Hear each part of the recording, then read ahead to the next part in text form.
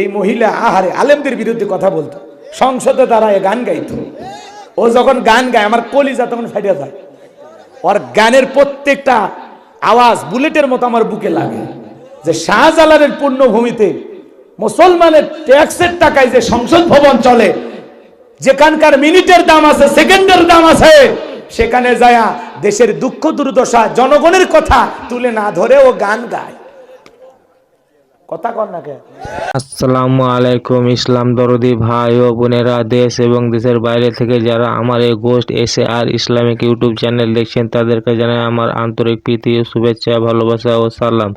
তো আজকে যে হুজুরকে নিয়ে এসেছি সে হুজুর হচ্ছে গোলাম রাব্বানী হুজুর। গোলাম রাব্বানী হুজুর সত্যি এমন একজন হুজুর যা যুক্তিবাদী এবং সমাজের যে সমস্ত কর্মকলাপগুলো ঘটে তা বাস্তবের, তা আমাদের মিল খেয়ে যায়। সেই সমস্ত সামাজিক যে জিনিসগুলো বেশি নোংরা, মানে আমাদের সমাজকে যে জিনিসগুলো বেশি প্রচারিত এবং আমাদের সমাজকে যে সমস্ত জিনিস আমাদের সমাজকে মানে কুলসিত করছে বা আমাদের সমাজকে ধ্বংসের দিকে নিয়ে যাচ্ছে যে সমস্ত জিনিস, সেই সমস্ত জিনিসগুলোকে কিন্তু গোলাম রাব্বানী হুজুর তুলে ধরেন এবং তিনার বক্তব্য এত সুন্দর, মানে যা বলা যায় না। তো চলুন আমরা গোলাম রাব্বানী হুজুরের মুখ থেকে তার সুন্দর বয়ান শুনবো এবং সেই বয়ানকে আমরা আমল করার চেষ্টা করব ইনশাআল্লাহ। গোলাম রাব্বানী হুজুর সত্যি এমন একজন হুজুর যে হুজুর সমাজের সামাজিক যে দিকগুলো রয়েছে, যে বাস্তববাদী যুক্তিবাদী এমন একজন হুজুর সত্যি যার বয়ান শুনলে হৃদয় জুড়িয়ে যায়। তো চলুন আমরা শুনে নেব গোলাম রাব্বানী হুজুরের মুখ থেকে বিশেষ কিছু বয়ান। তো আর দেরি করবো না, চলো বন্ধুরা শুনে নাও গোলাম রাব্বানী হুজুরের মুখ থেকে তার কিছু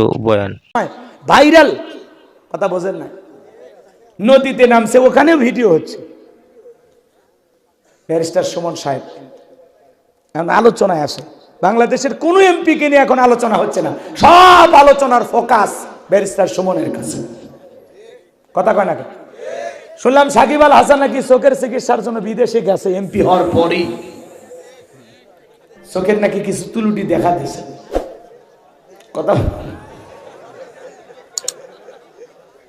আজকে ক্রিকেটার এমপি হয়ে গেল, কথা কন ঠিক কিনা? কিন্তু নায়িকার গায়িকা ফেল। এই মমতাজ হারাতে আমি যে কি খুশি হয়েছি আপনাদেরকে বলে বোঝাতে পারবো না। অন্তত সংসদটা বেঁচে গেল আর গানের হাত থেকে। কথা কন না কেন? এখন নির্বাচনে হারিয়ে কান্দে যে নিজের ঘরের বোন মা তাদেরকে ভালোবাসা দিতে পারে না, সে আবার জনগণের কি সেবা করবে? কথা কন না কেন?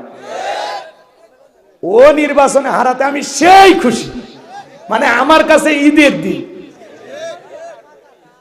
আনন্দের ঠেলা আল্লাহর শুকরিয়া আদায় করছে। কথা কয় না কেন?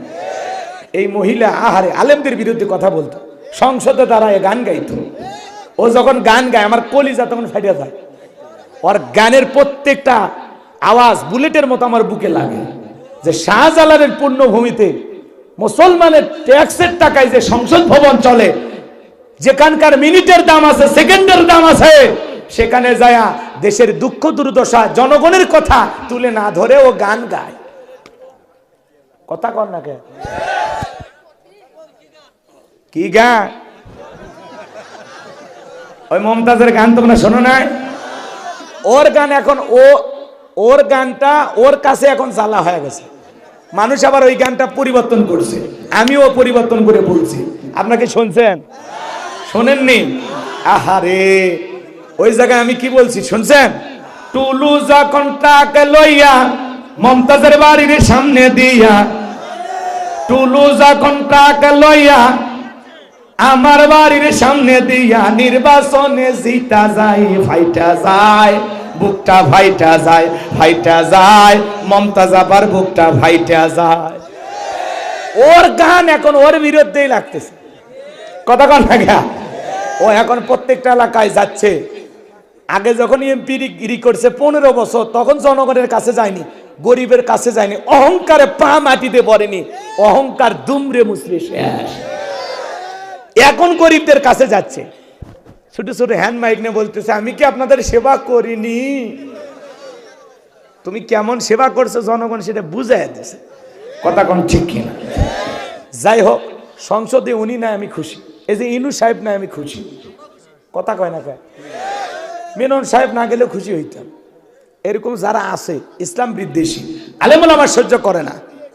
আবার ওই যে হুজুর হুজুর মাইজ ভান্ডারি নজিবুল বাদা, ওরা বলে আমরা এত কিছু করলাম, কার জন্য গর্ত করো? কি মনে করছো তোমারে 12 মাস কাজে লাগাবে?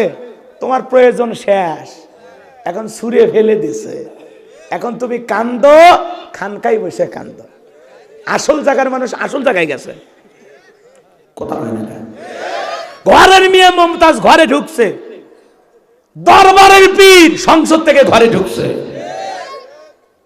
কি মনে করছেন সারা জীবন বিজয়ী হবেন?